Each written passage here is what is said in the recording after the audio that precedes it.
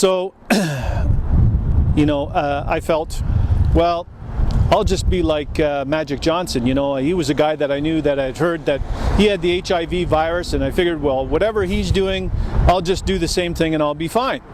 So the doctor that was looking after me, he said, if you want, he said, you can continue to see me.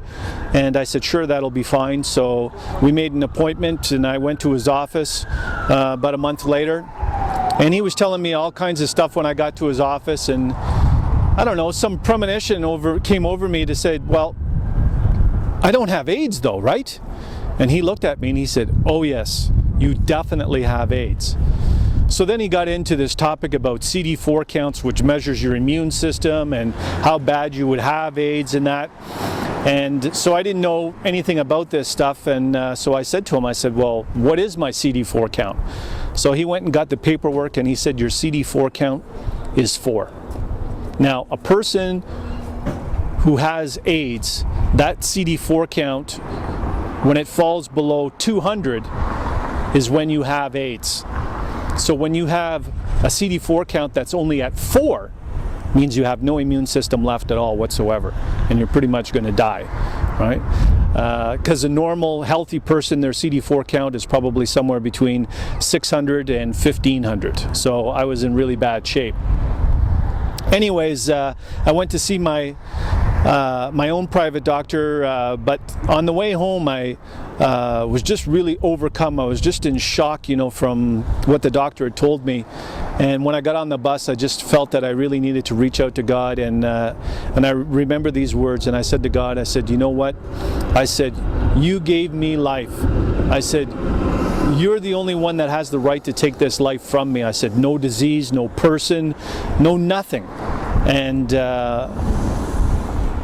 And I felt better, and I had to, I also felt it upon myself, to not only tell the people that I was living with, but that God also wanted me to tell all the people in the church that I was attending.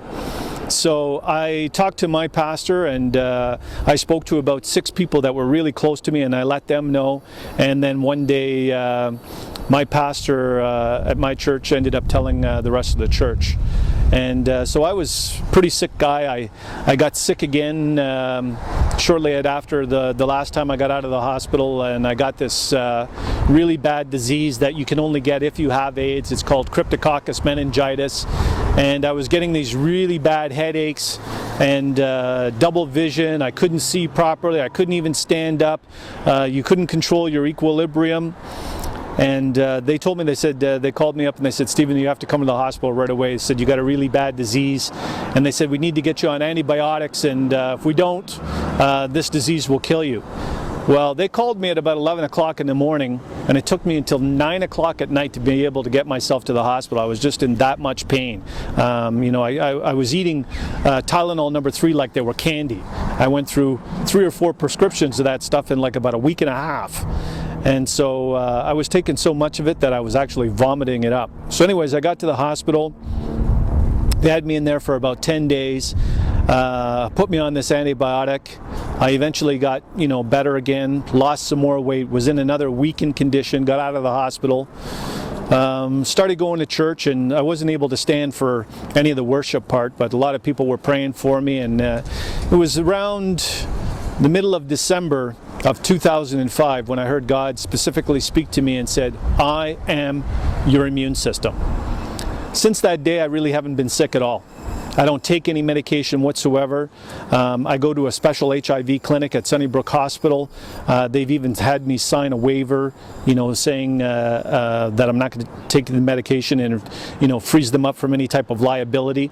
And they're amazed that I don't have any symptoms of this disease whatsoever, and that I'm not dead.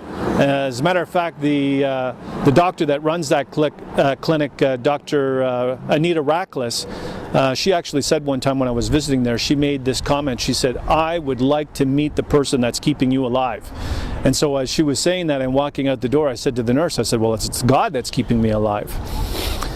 About also around that time, God spoke to me and transferred me from the church that I was in to the downtown Vineyard Church with Bob and Sue Buckley as my pastors. I had no idea what God was going to be doing with me there. I had no idea what they were involved in. I had never ever met these people before in my life, so it was a really new thing for me to go there and to be involved in whatever it was that they were in. From day one, I found out that these people were involved as a ministry to the poor and the needy right here in Toronto.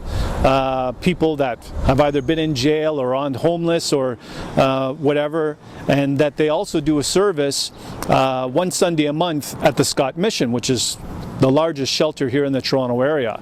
And almost from the very first service that I'd been there, I've actually been the one that's actually been speaking at the Scott Mission, and have been doing so there for 2 years. And I've given my testimony many times there, and I just speak to the effect of what God is doing in my life and how He is sustaining me and providing for me.